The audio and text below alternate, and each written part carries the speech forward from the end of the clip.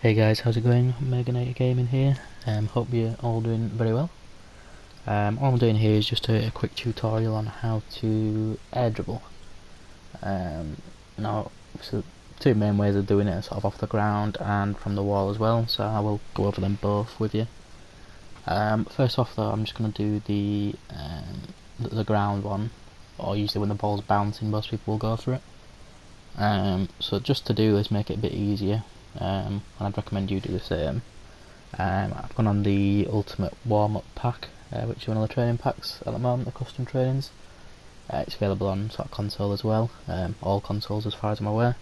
I'm on PS4 and it's obviously definitely on there. But yeah, with the air dribbles, ideally what you want to do from the ground is you want to just wait for it to bounce and then you go up for it. So you hit it just after the bounce. Just doing this slowly to demonstrate. Obviously you hit it too early, that happens. And sometimes you can hit it on the bounce as well, or pretty much, and that happens. So obviously they can get cleaner ones, but I'm not perfect at them either, hence why I'm trading them. There we go, that way better one. So if you look at that, you know, wait for it to bounce, hit it just after that bounce, and it just gives you that nice little pop up. I usually double jump, if I'm being honest with you. You don't have to. I know there's more angles on this, so I'm just going to get the next couple of shots out of the way. I know I could have probably gone for a proper air dribble there, but I'll probably show you that in free training. So there you go, one a bit further out. So you're going to get underneath it, wait for the bounce, and then obviously the spin's optional. That one wasn't the cleanest, but if you have a couple of defenders closing on you, it'd do the job. Yeah, like I said, the spins are entirely optional. Just make it look a bit cooler. Can be useful as well if you want to take it a certain direction. But yeah, just what you want to do is just keep practicing these. So like I say, obviously I'm not perfect at it, but it's just really useful for getting your aerial mechanics right, and obviously the timing of hitting the ball. And if I'm being honest with anything in Rocket League, it's about the timing and the practice that you put into it. If you don't practice anything, you're not going to get that good at it. But if you keep practicing, you know, I think that one was pretty clean. And obviously, it goes without saying, you know, you can manipulate the ball side to side as well. So we've got another one here. So there you go, that wasn't that great, but that's fine. The point of going into training is that you keep going, and you're not always going to get the perfect layup. I mean, certainly if you practice enough you might get the perfect layup, or begin to get the perfect layup every time, but the ball's not always going to bounce this favourably for you. And this is, you know, it's useful to practice the simplest way first and then move up from there. So like I am thinking about doing a tutorial on double touches as well for you, which I'm probably one of my favourite parts of the game. Double touches, they're really satisfying to hit. Also flip resets as well. Again, I'm not perfect at them. Like, I'd say double touches are probably the one out of those that I'm best at, but you know, I can do flip resets, and I can show you how I learnt them myself as well. But yeah, you get the picture. So if you want to practice them off the ground, you can do it in free play as well. But I just think getting to these shots on the Ultimate Warm-Up one, I didn't really keep track of the shots, but you guys will be able to rewind to the start of the video, see which shots these are. Obviously this one's shot 25. But yeah, you know, like I say, it's just about practice, as is everything on Rocket League. And just with those layups, you don't always necessarily have to go for an air dribble either. They can link to other things as well, you know. But there and you obviously don't always have to go for a goal. You can dribble the ball to a teammate quite well, dribble it towards the backboard and maybe get a pinch or a double touch in. But yeah, that's effectively what I'd recommend. Before I go into free play, one thing I would usually recommend, you don't want to boost before you go into it, because it just makes it more difficult. You want to try and judge the bounce right, come up to it slowly, and then go. If you go in too quick, it's just going to be, that's going to happen, it's just too hard. I mean, obviously you can potentially bop it up whilst it's bouncing and go from there. It does make things a little bit more difficult though. If you've got time, let the ball come down, bop it up, and then you've got your air dribble. That's what I'd recommend. So I'm going to change training, we'll go to free play. Again, sort of off the wall, I'm not perfect at them. A lot of the ones off the wall, you need your setup to be right. It's very, very hard to get the air dribbles correct if you don't get your air dribbles right.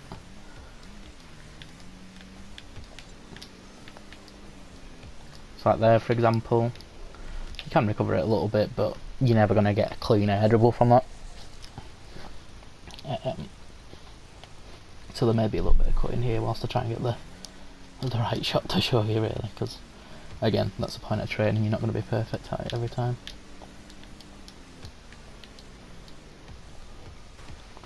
Not that one too bad.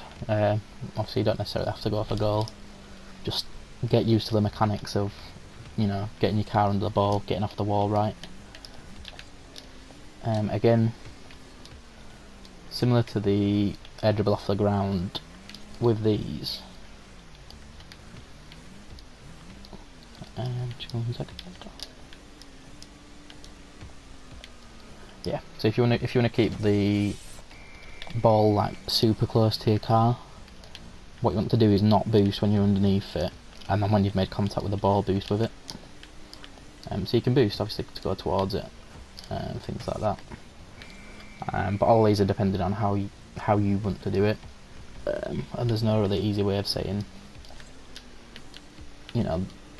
this is the best for your situation, because your situation will vary. Like there are going to be times where you just need to get 1 or 2 pretty big touches off the wall and get it there as quickly as possible. There's going to be ones where you maybe want to take it a little bit slower and angle it in. So like that one, when that came off the wall, that were going way wide. If we have a look, yeah, way wide, but just a few touches there, it angles it in well.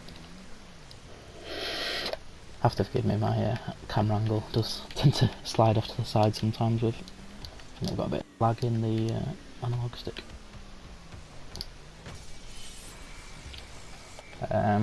But yeah, I know you probably hear this all the time, there's no quick fix way to be able to learn something. If you really want to learn something on Rocket League, you need to put time into practicing it. And I'm the same. Like I say, I'm not a perfect player by any means. I'm sort of champ 2, champ 3 in 2s, and like champ 1 in 3s. So like I say, I'm by no means a pro or a perfect player, as you can probably tell by the gameplay. But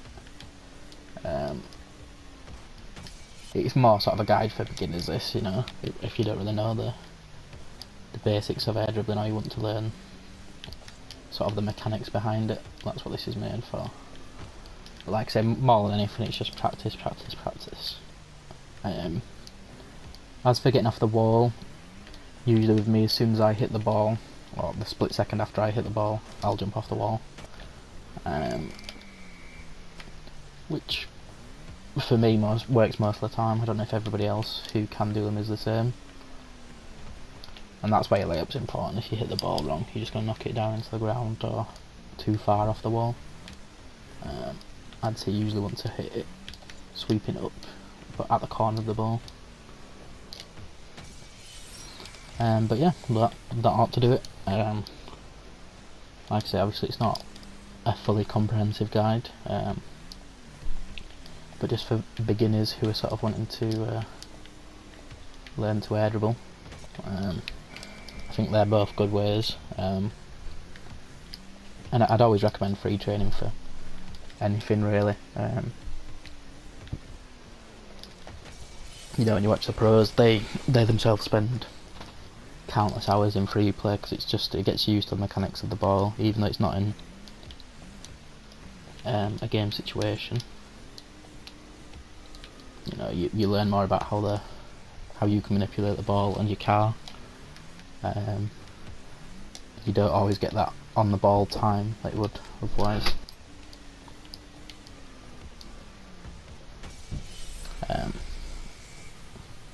So yeah, it's like I say, it's just pure practice.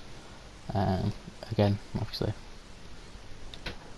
you can manipulate into other things as well, so getting it off the wall. The most important thing about any mechanically good thing in Rocket League is it always the best thing to do. You know, especially if you're looking for results. Obviously, if you're just looking to have fun, by all means go for it every time, especially when you're trying to learn.